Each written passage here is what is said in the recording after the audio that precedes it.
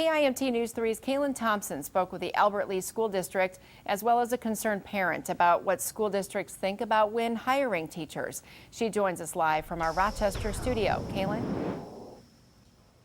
Amy, it's a topic we all think about whenever we see a teacher's name in headlines.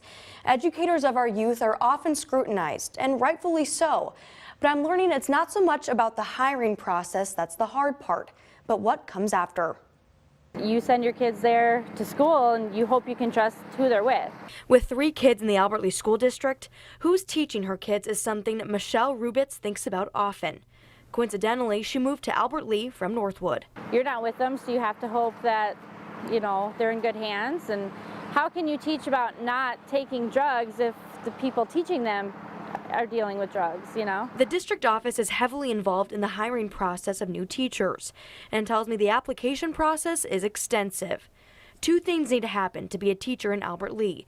You need to get a teaching license through the Minnesota Department of Education and pass a background check through the district. After hire, it's a bit more difficult. But Jim Quorum is the Executive Director of Administrative Services and tells me the process is a lot more transparent than past years. There's police logs in the paper, there's social media, and so some of these things that in the past may not have popped up after hire, now you hear about when they become your employee if something comes up. Quorum noted the district does not do a background check after a teacher is already hired.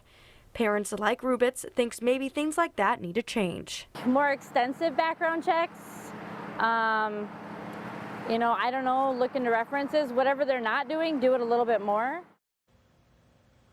Something that makes a difference in this story is the teacher shortage.